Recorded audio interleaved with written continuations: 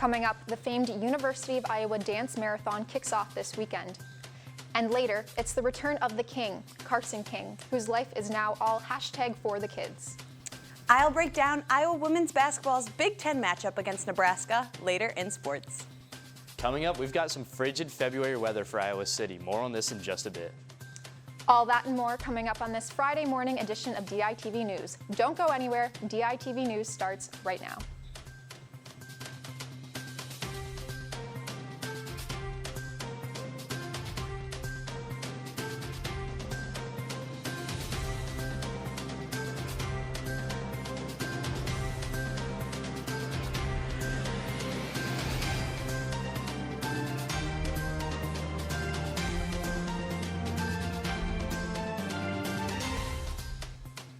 Good morning and thank you for tuning in. I'm Bailey Chihan.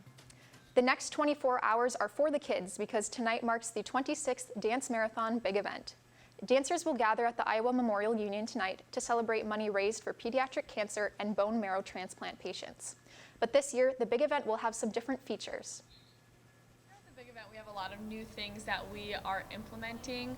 Something different this year is that we are going to be doing a lot of in-event fundraising just because we really want to highlight the fact that our fight against pediatric cancer doesn't stop at the big event. Even though the big event is a celebration, our fight doesn't stop here, and we want to keep pushing until the end of that 24 hours.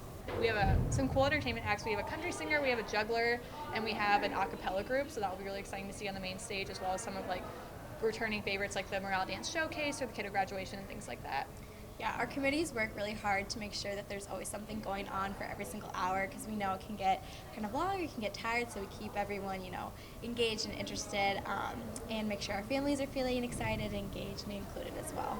From the outside looking in, you can't really understand it, but then from the inside looking out, you can't really explain it because there's just so much kind of good energy, positive vibes, and just love in the air, especially on Friday, right at 7 during opening ceremonies, because it's everyone in the main lounge for the same reason, and it's for the kids across the river, for the families who have a child pass away, and for our families that they've graduated from cancer, 5 years cancer-free. So it's everyone, same cause, fighting for our families, and that's the best atmosphere. You can just feel it right away. Throughout its 26 years, University of Iowa Dance Marathon has raised over $27 million for the kids. Carson King is back and continuing to give to the kids by starting the Carson King Foundation. King made his first appearance last October when he donated over $3 million of beer money for the University Stead Family Children's Hospital. Since his donation, Carson King has been traveling to schools in Iowa to speak about his experience. He was also offered a job as the Director of Outreach and Advancement at the Barrett Bozen Foundation in Waukee, where he will learn more about nonprofit management. Iowa's favorite Cyclone fan announced his new nonprofit organization on Sunday during the Super Bowl's pregame show. The Carson King Foundation was founded with the goal of helping children and families in need while bringing communities together to make a difference. The foundation plans on giving grants, donating to charitable organizations, and holding fundraisers. For more information on Carson King, look for the print edition of the Daily Iowan on stands now. And it was a beautiful morning when I walked in. Cole, tell me how the rest of the day is going to look. Thanks, Bailey. This morning we'll have a lot of clouds with a high of 30, and this evening we'll get about a half inch of snow as the temperatures dip to around 24 degrees. This weekend we're expecting the Hawks to beat Nebraska in some good weather Saturday, as the sun will pop out during the day before reaching a high of 27 and hitting 21 degrees later that evening. Sunday there will be a high in the 30s with mix of snow and rain coming down for most of the day before temps drop into the low teens that night. Looking forward to Monday and Tuesday, we should expect the highs to be in the low 30s both days and lows in the 20s as well, with the sun sneaking out on Tuesday. Looks like we'll have a good forecast for a Hawkeye win on Saturday and some even better weather going forward to start off next week. Back to you, Bailey. Taewon Wilson, the university's former Associate Vice President for Diversity, Equity, and Inclusion, has moved to a new position in Southern University in Georgia. Wilson resigned from his position at the University of Iowa after working there for only 2 months.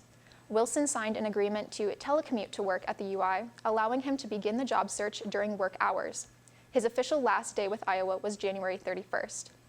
At Georgia Southern, Wilson will be serving directly under the university's Chief Diversity Officer, Damon Williams. He will serve on the senior leadership team with an official start date of March 1st. Georgia Southern University adopted a plan under Williams in order to improve the campus culture for all students, faculty, and staff. As for the University of Iowa, the search for a new vice president for diversity, equity, and inclusion will begin in April through the firm Isaacson Miller. A new coffee and flower shop has opened on Lynn Street in Iowa City. Mamitas has been a labor of love ever since the owner, Jacqueline Minion, had the idea. Minion had the support of family and friends. They told her the shop was a dream worth chasing. She has received food and equipment donations, as well as her children promoting Mamitas through social media. The soft opening for the coffee shop was January 20th at 224 South Lynn Street. Mamitas serves signatures like horchata, dulce de leche lattes, Mexican sweetbreads, and will soon serve fresh juices. It was very important for Millian to keep her Spanish culture while opening her shop. Angelina Ortega, Jacqueline Minion's daughter, commented on the Spanish culture of the shop, saying, quote, "We use Spanish because that's our home language. So it's almost like opening our home to other people and just inviting them to just enjoy whatever they're doing here," end quote. Mamitas Coffee will officially open Saturday. For more information on Mamitas Coffee Shop, look for the print edition of the Daily Iowan on stands now. And now it's time to toss it to sports. Thanks, Bailey. The Iowa women's basketball team took on the Nebraska Cornhuskers in Carver Hawkeye Arena last night. Seniors Kathleen Doyle and Amanda Olinger posted double-doubles for the Hawks. Doyle handed out a school record of 15 assists along with 15 points. Olinger had herself a game high of 13 rebounds with 11 points. Senior Mackenzie Meyer had herself a career high with 8 rebounds on the night. Along with rebounds, Iowa's defense held Nebraska to just 8 of 30 from beyond the arc. Iowa would go on to win 76-60. I thought our three-point defense was really good tonight. I mean, we held them to about 10% below what they usually shoot, and we shot the ball a whole lot better than we did over at their place, and also did a great job keeping them off the boards. I mean, we out-rebounded them. After the win, the Hawks remain in first-place tie with Maryland in the Big Ten Conference. For the Hawks to get the win last night, it took one Iowa senior to change her role on the team. DITV sports reporter Dallas Jones has more.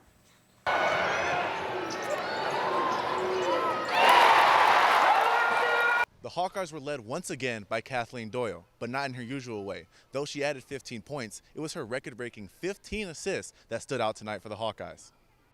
Doyle leads the team in both points and assists. Coach Bluter is happy to see that her senior guard is still developing as the season goes on. Doyle, 15 assists tonight. That's outstanding. Taking away her drive, and she's so good going downhill. But they just took away the drive, and she found the assists, and it's nice to see her getting a double-double. This offense, it takes a little bit of time to make those kind of reads, and I think the more we do it, the longer we go in the season, we're getting better at it, and that's what Doyle's seeing right now. Is she's able to drive, figure out where that help defense is, and be able to make that pass. Now she added her own points to the game as well, and afterwards, she admitted that she had a few things on her mind throughout the game, not just her assists. I didn't know how many I had when they said it, but I was just thinking about all the missed layups that I had, but I was just glad we were winning the game, yeah. From Carver Hawkeye Arena, this is Dallas Jones, DITV. Doyle and the Hawks will look to continue their win streak when they head to West Lafayette to take on Purdue on Sunday. Now, if you're still craving more Iowa basketball, don't worry. The Iowa men's basketball team will be back in action this Saturday, and we will have the full recap for you on Monday. Bailey, back to you. Today is National Periodic Table Day, which celebrates the publication of the first table of elements. Even though chemistry majors are cringing at the mention of it, it has given the world of science quite a lot. In 1863, John Newlands created the periodic table, and this day celebrates the evolution from the first table to the periodic table we know and love today. To celebrate, grab your friends and fill out some element trivia or sing a periodic table song. Either way, be sure to appreciate all the periodic table has done for science. And that's all we have for you today on this Friday morning edition of DITV News. Be sure to head over to thedailyiowan.com for all your latest news between Monday and Friday.